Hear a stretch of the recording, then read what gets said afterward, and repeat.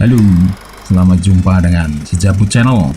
Kali ini kita akan melihat film berjudul Resilience, The Stadspoorwegen of Java, Prince Wealth of Reden sampai Mr. Cornelis. Film ini diproduksi tahun 1919 sampai 1923 oleh Colonial Institute Amsterdam. Nah, di film ini akan memperlihatkan mengenai jalur kereta api Wealth of Reden sampai Mr. Cornelis. Nah, di mana itu Wealth of Reden? Nah, ini kita akan mencoba mengetahui di mana itu Wealth of Reden dan bagaimana suasananya. Oke, Wealth of Reden sebenarnya adalah nama wilayah pusat pemerintahan Hindia Belanda yang sejak tahun 1767 itu dipindah dari Batavia atau sekarang Kota Tua.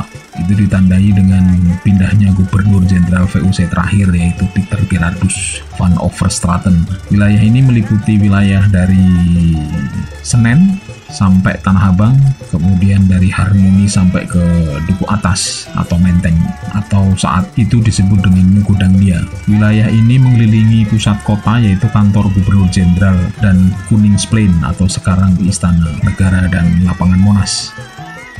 Kita akan melihat dulu seperti apa Wealth of Reden pada saat itu, yaitu dimulai dari Jalan Juanda atau pada saat itu disebut dengan Jalan Norwich. Saat itu ada benteng Norwich di pojokan stasiun Juanda. Stasiun Juanda juga pada saat itu dinamai dengan Stasiun Norwich. Kemudian ini di Harmoni, kemudian masuk ke Rijswijk atau Jalan Majapahit sekarang, seterusnya ke arah Tanah Abang.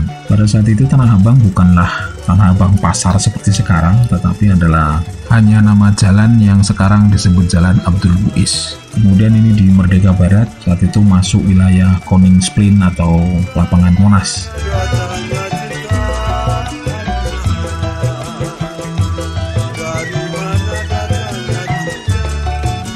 Ini adalah lapangan banteng yang saat itu bernama Waterloo Plain.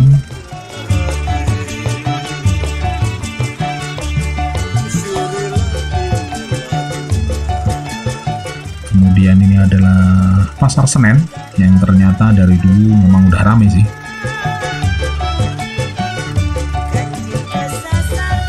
Kemudian ini adalah Gereja Immanuel yang pada saat itu bernama Gereja Willems.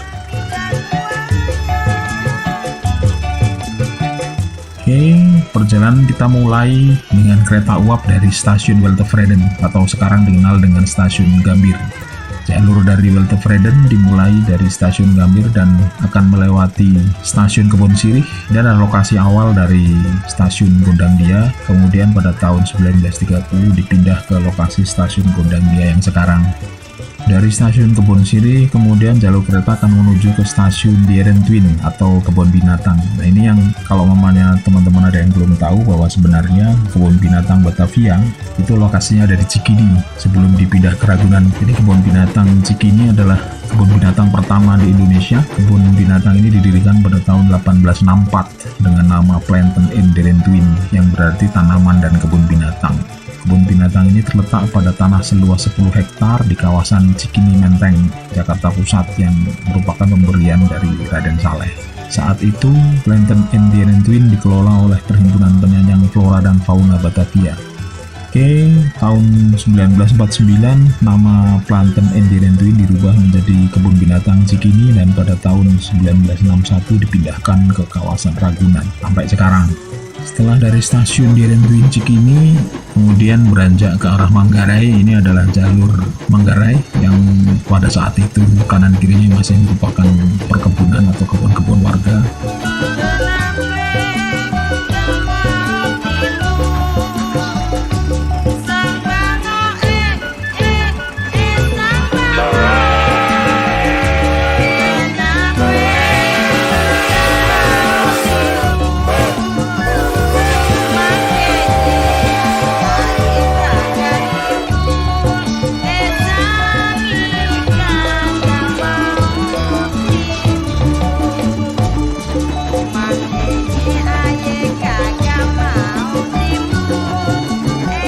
Di latar belakang terlihat pintu air Manggarai yang dibangun untuk mengatur aliran air dari Ciliwung ke Banjir Kanal Barat atau saat itu bernama Kanal Banjir Kalimalang. Pintu air Manggarai dibangun bersama dengan start pada tahun 1913 dan selesai sampai di daerah Karet pada tahun 1915. Tujuan pembuatan kanal ini untuk melindungi area Weltevreden serta Batavia dan Priok dari banjir Kali Ciliwung.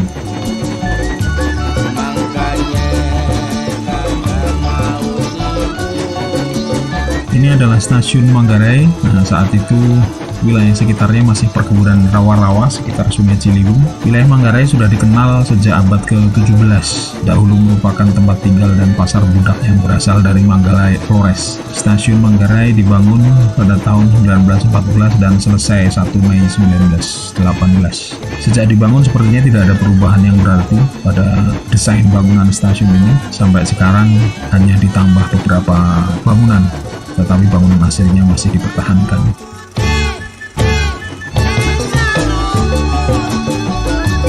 Ini adalah depo kereta Manggarai, dulu disebut dengan Depo Meester Cornelis, yang merupakan depo terbesar di Hindia Belanda.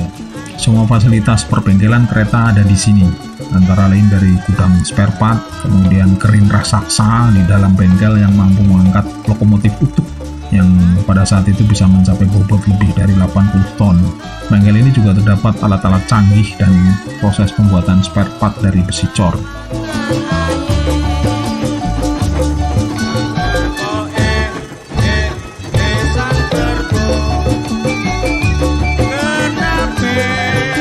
Dari Manggarai, perjalanan dilanjutkan ke Meester Cornelis atau Jatinegara.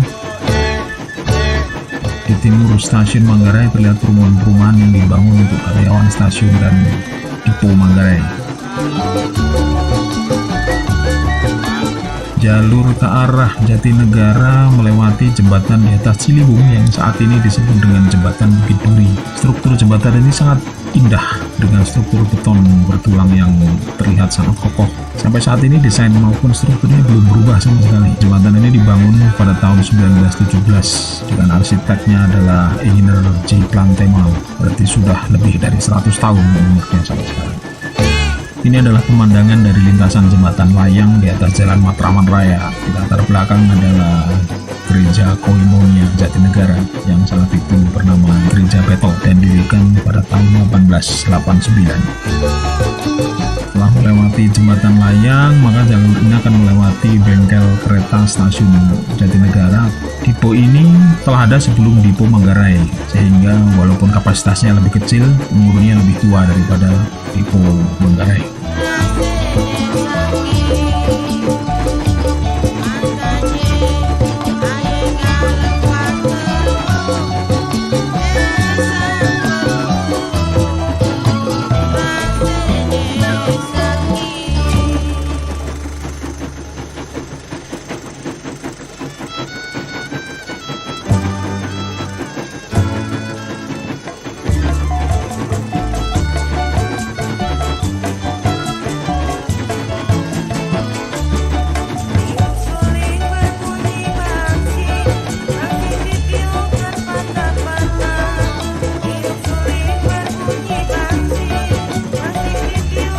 Ini adalah tujuan akhir dari jalur Weltevreden Meester Cornelis, yaitu stasiun Jatinegara. Stasiun ini berdiri 1910. Pada mulanya stasiun ini dinamakan Stasiun Rawabangke karena posisinya di dekat dengan Rawabangke yang sekarang disebut dengan Rawabunga. Sebutan Rawabangke mungkin karena rawa-rawa di sekitar stasiun berbau busuk. Pada awalnya Jatinegara bernama Meester Cornelis. Nama itu diambil dari seorang guru yang mengajar dan mendirikan sekolah di kawasan tersebut, yaitu Cornelis Nen. Nama itu kemudian berubah menjadi Jatinegara pada masa pendudukan Jepang karena Jepang tidak mau ada istilah Belanda. Nama Jatinegara berarti negara sejati, sebutan dari Pangeran Jayakarta yang terlebih dahulu mendirikan perkampungan Jatinegara Kaum. Oke. Ini adalah akhir dari video ini. Semoga dapat memberikan hiburan serta pengetahuan bagi rekan-rekan semua cinta sejarah dan budaya Indonesia. Oke, sampai jumpa lagi. Terima kasih.